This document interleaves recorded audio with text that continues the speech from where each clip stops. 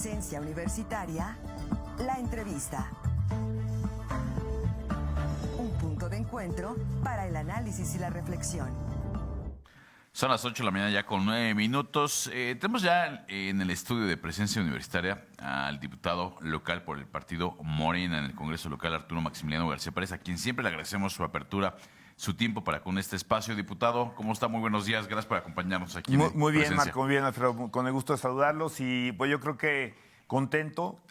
Hay ayer un anuncio que me parece bien importante ya en el fondo, la claridad, la seriedad, que pues era una expectativa que tuvimos desde el sexenio del presidente Peña Nieto, que se vio desafortunadamente truncado por aquel tema de la Casa Blanca, donde había algunos contratistas involucrados en lo que iba a ser la ejecución del proyecto del Tren México-Querétaro. Finalmente, ayer la presidenta Claudia Sheinbaum ya viene a dar detalles muy específicos con funcionarios federales, se firma un convenio, asiste por supuesto el gobernador, donde al gobierno del estado también le corresponden algunas acciones para la consecución de este importante proyecto. Estamos hablando de pues un proyecto de tren de pasajeros, un tiempo estimado de 1 hora 40 a la Ciudad de México, 3 estaciones principales, Buenavista, San Juan del Río, Querétaro, bueno, también algunos paraderos en el camino, que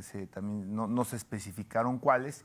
Y bueno, la verdad es que creo que es algo que necesitamos como una alternativa para desplazarnos a la Ciudad de México. Yo les puedo platicar que el viernes que estuve allí hice 9 horas en carretera, ¿no? En la ida y la vuelta, con la incertidumbre, ¿no? De cuándo se desatora algún accidente, temas también de seguridad.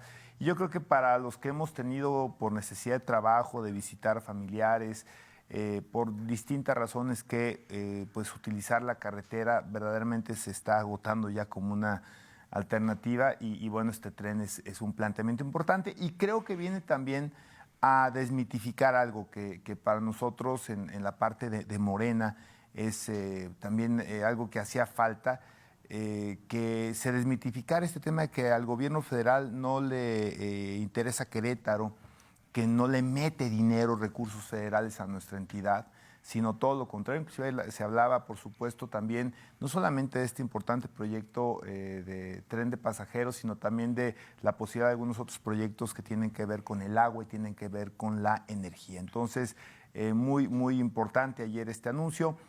Un ambiente, a mí me gustó mucho el ambiente, creo que un ambiente de mucha civilidad política, donde convivimos digamos que funcionarios electos, designados de distintos signos, de distintos colores, y creo que lo hicimos en un ambiente de festivo, porque esto es bueno para Querétaro. Solamente diría, Marco, Alfredo, que tenemos un reto aquí en Querétaro. Bueno, primero al gobierno del estado, la parte que le corresponde tiene que ver con los derechos de vía, que ayer se comentó este tema en el desarrollo de este evento.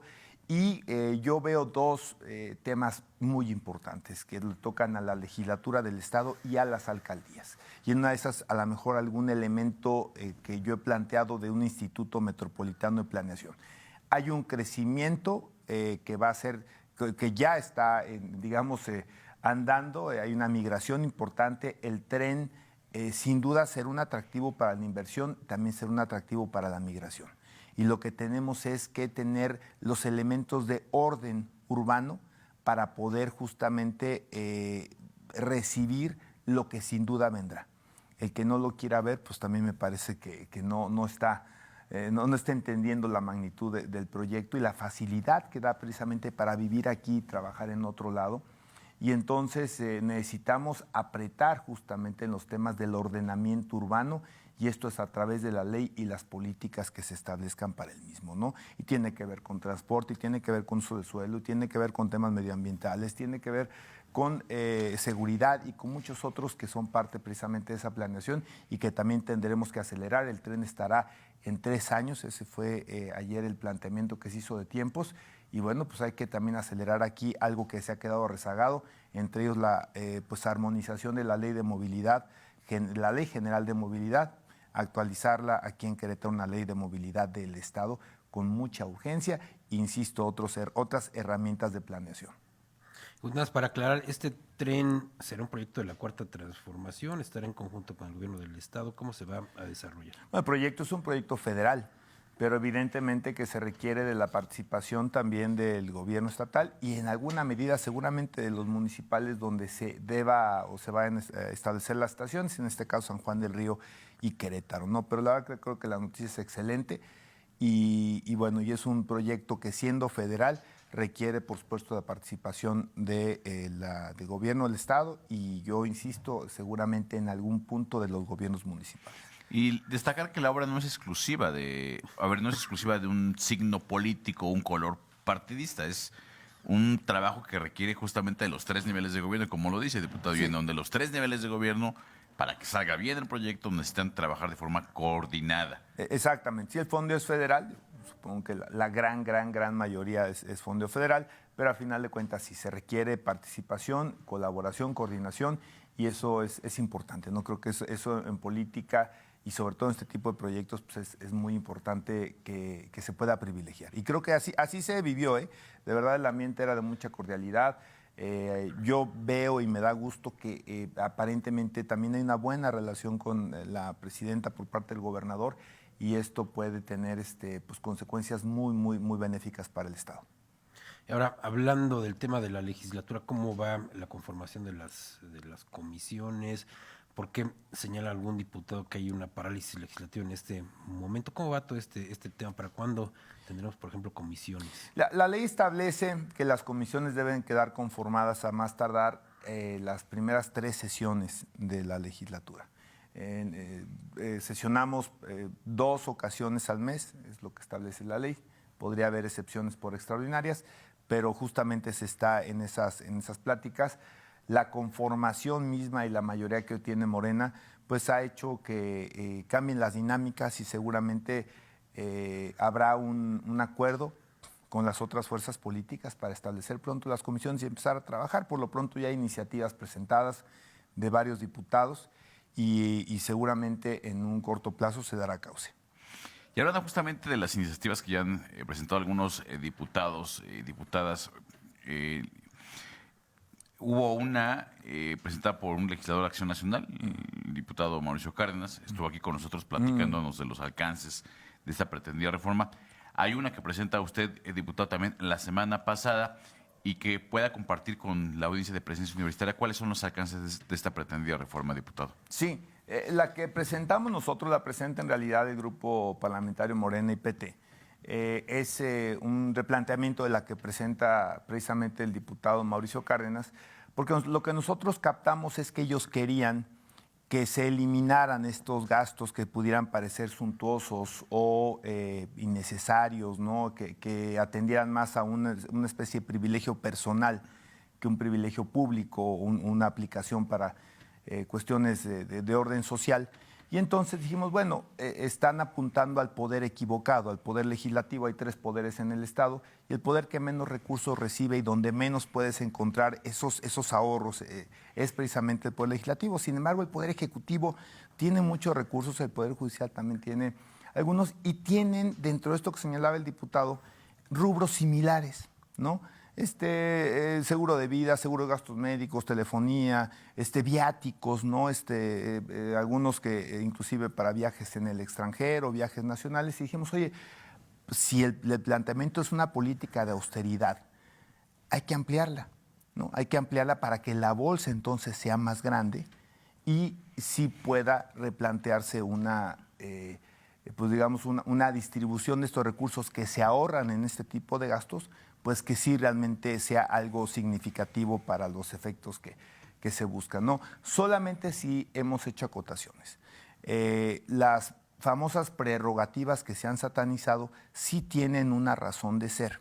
Es decir, las oficinas de los diputados necesitan justamente una serie de elementos de asesoría, de apoyos sociales, que no quisiéramos nosotros que vinieran o que algunos diputados sí las consiguieran por fuera a través del Ejecutivo.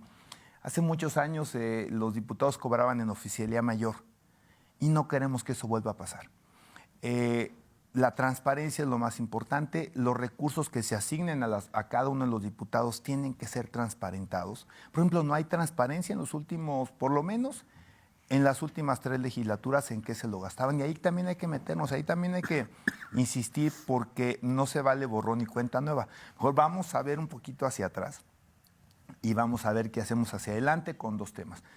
Privilegiar la transparencia y privilegiar la autonomía, la separación de poderes completa con lo que tiene que ver con el legislativo y el ejecutivo. Entonces, creo que esa es la parte importante, no caer en simulaciones y simplemente que lo que se reciba en esto que, insisto, se ha satanizado, que son prerrogativas, que se pueda comprobar perfectamente ante los ciudadanos, pero no caer en el error, como sí se llegó a plantear por parte de algunos diputados del PAN, que es esos recursos se los damos al Ejecutivo y luego se los pedimos vía gestión. Oye, por favor, ¿dónde queda entonces la autonomía de los poderes? ¿No? Que lo que estamos buscando justamente es esos contrapesos para bien de los ciudadanos, no para estar molestando gente, simplemente para bien de los ciudadanos y poder señalar cuando hay cosas que no nos gustan. Miren, yo hablaba de la cordialidad política, esto no es falta de cordialidad política el ser un contrapeso, es simplemente que hay partidos que tienen un planteamiento diferente de cómo hacer las cosas y qué priorizar con respecto al gasto y con respecto a la ley. Y entonces es lo que nosotros hacemos y lo haremos en el proceso legislativo, en comisiones, lo debatiremos en pleno y será público. Ahora, esta iniciativa justamente sobre la austeridad para el Poder Ejecutivo ya está presentada. Es que no es para el Poder Ejecutivo, lo que nosotros presentamos es una política de austeridad para los 3 poderes. Dijimos, ¿para qué te quedas en uno? Si tu intención real es generar políticas de austeridad republicana, como lo hemos planteado en Morena, vámonos por los 3 poderes, no te quedes en corto. Ahí no vas a encontrar mucho. Vas a encontrar en la totalidad del presupuesto de los 3 poderes. ¿Pero qué se necesita reformar en ese caso? Nosotros planteamos una reforma a la ley para el manejo de recursos públicos del Estado de Querétaro. ¿Y cuál sería el ahorro que se podría alcanzar en el supuesto sin conceder que se llegue a aprobar esta iniciativa, diputado? No, tendríamos que ver exactamente, por eso es lo importante del proceso legislativo, tendríamos que ir nosotros rubro por rubro para ver exactamente qué encontramos de ahorros y dónde podría haber la excepción o dónde podría haber el argumento válido, oye, aquí no le recorten, esto no nos lo quiten, ¿no? ¿Por qué es necesario por esto, por aquello? Y nosotros también tendríamos, creo que la posibilidad de hacer un planteamiento y el Poder Judicial, y entonces creo que llegaríamos a un elemento muy válido y en ese momento podríamos saber realmente cuánto estamos hablando. Pero a ver, les voy a poner un ejemplo. Solamente para el imaginario, ¿no? Claro. La legislatura tiene 400 millones de pesos al año de presupuesto. El gobierno de Estado debe tener 60 mil millones de pesos más o menos. Y el Poder Judicial tiene, si mal no recuerdo, más de 1,000 millones de pesos. Entonces, entenderemos que donde podríamos encontrar más elementos de ahorro no es necesariamente en la legislatura.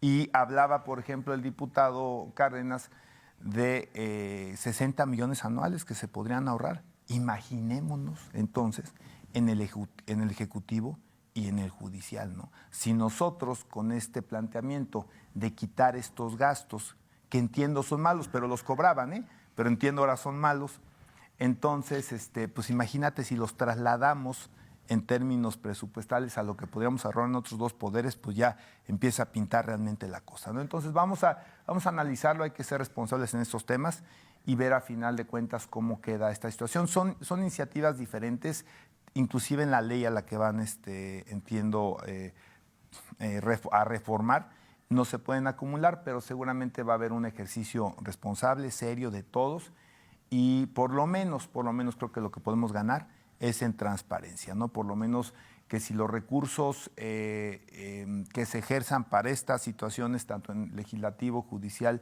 y el ejecutivo, por lo menos sean cada vez más transparentes. También importante saber para qué ahorrar, o sea, dónde se van a ir los recursos que se ahorran. ¿A dónde van?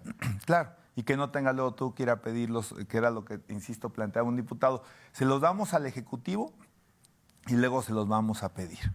¿No? Pues no. Yo creo que eso no es la autonomía que estamos buscando. Porque proponían incluso que fueran a parar la iniciativa privada, estos recursos que se estarían ahorrando. O sea, en su caso, si se ahorran estos recursos, ¿para qué se podrían utilizar? nosotros tenemos una creencia que hay que priorizar el gasto social. Al sector privado, bueno, pues obviamente tiene una dinámica diferente, ¿no? A la cual apoyaremos de otra forma, ¿no? Justamente con un marco jurídico que les dé certeza a sus actividades. Pero sin duda, si donde se logren ahorros, donde nos toque, en nuestro caso como revisores del presupuesto, reorientarlo, siempre será en una finalidad de orden social. Ahora, lo cierto, diputado, es que ante la ausencia de comisiones conformadas en estos momentos, pues la iniciativa fue ingresada a oficina de partes, pero ahí está seguramente esperando que sean conformadas las respectivas comisiones. Y quiero pensar que esta comisión irá a presupuesto, puntos constitucionales, no lo sé. Sí, vamos a ver a qué ley viene. La que nosotros metimos irá a la comisión de presupuesto y ahí la habremos de analizar. Y insisto, como todo procedimiento legislativo, tarde que temprano llega al pleno, ¿no? O se analiza para otro ejercicio fiscal. O sea, habrá que ver exactamente cómo está el planteamiento. Los momentos presupuestales están a la vuelta de la esquina, eso hay que decirlo. Sí, justo. O sea, el presupuesto que proponga el Ejecutivo estará siendo turnado pues en semanas, Sí, si no sí, es que sí, me sí. equivoco, diputado. Sí, exactamente. Si antes de que termine el mes empezamos ya a trabajar con proyectos de tablas de valores, leyes de ingresos, presupuesto de egresos, ¿no? Entonces estamos ya a la vuelta de la esquina. ¿Hay alguna otra iniciativa que usted esté preparando, diputado? Sí, estamos preparando varias. Una tiene que ver justamente con el tema que les comentaba. Hoy justamente en la tarde tenemos una reunión larga con respecto a la ley de movilidad, lo que es la armonización. Y ahí estoy incluyendo este proyecto del Instituto Metropolitano de Planeación, que es muy importante. Y además de otras que presentaremos la semana que entra, hay varias, yo creo que estaré presentando 3 o 4 iniciativas la semana que entra, de fondo importante en temas de derechos civiles. Pues, diputado, se nos termina el tiempo, le agradecemos enormemente. ¿Alguna consideración final para la audiencia de Presencia Universitaria? No, pues solamente agradecerles como siempre el espacio y el poder platicar aquí justamente con el auditorio. Muchas gracias al diputado Arturo Maximiliano García Pérez por haber estado con nosotros. Pausa y regresamos con más de la información.